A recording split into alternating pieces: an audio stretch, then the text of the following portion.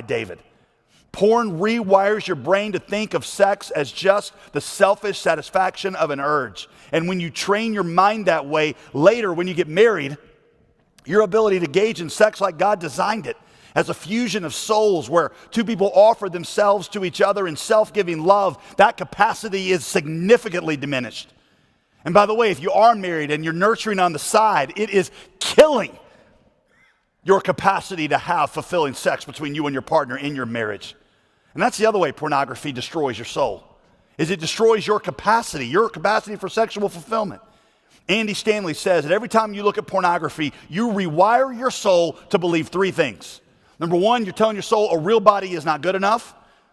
Number two, only one body is not good enough. And number three, your wife's body is not good enough. Because no woman, no matter how beautiful she is, can live up to what you see in porn. Naomi Wolf, who is a pretty radical feminist, she was advisor to both President Clinton and presidential candidate Gore. She said, for most men, real naked women are just bad porn anymore. No man, she says, has ever gorged himself on porn and then put it behind him after marriage because his wife met all his porn fantasies. Instead, the opposite happens. It retrains your appetite so that you can't be happy with sex in marriage. Pornography before marriage destroys sex in marriage. I'm trying to tell you, porn is not a pastime. It is a pathway. It is a pathway to change fundamentally who you are. And it's not over here in one little corner of your life. It rewires you. It leads to higher rates of depression, lower rates of sexual satisfaction. It has destroyed no telling how many marriages. Do not think that you can keep it over in one little corner and just put it away when you get married. That's not how your brain, that's not how Paul would say your soul works. I got a fire in my house, but it's no big deal because it's only in the closet and it's only in the guest room. Hey, it's coming for the whole building.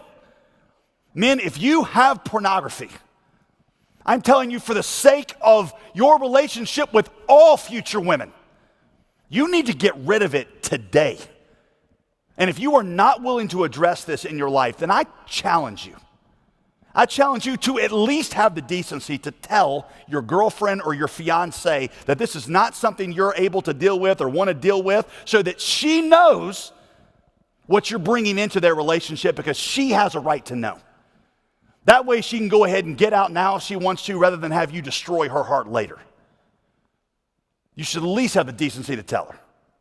This is nothing to play around with. One psychiatrist said porn is more enslaving to people than heroin, statistically speaking. And what's scary is that the porn industry markets itself to 12 to 13-year-olds. And they know that it only takes 3 days to become an addict. So can I just say, by the way, right here, parents, if you let your kids have phones in their rooms by themselves at night, in a home without a filter on the internet, I'm not trying to judge you. I'm not trying to tell you you don't know how to parent your kid, and I know so much better, but I just have to think you're being incredibly naive. Incredibly naive as to what is actually happening. You might as well give them a loaded gun that they can cock and sleep, and they're put under their pillow at night. Again, I'm not trying to judge you or tell you you don't know what you're doing. I'm just trying to tell you to wake up to what's happening and wake up to what's going on out there and to the power of these things and the way that they are being marketed to your 12 and 13-year-old. I'll tell you, my family uses a service called Covenant Eyes. It's something we have on all of our devices and our computers. We actually use it here at the church, and a lot of our pastors and staff team here use it because it's something that it's not because we don't trust each other. It's just because we understand how pernicious and how dangerous this stuff actually is, and we don't want a casualty of a marriage or a casualty of a life because of this. Now, again, I directed a lot of this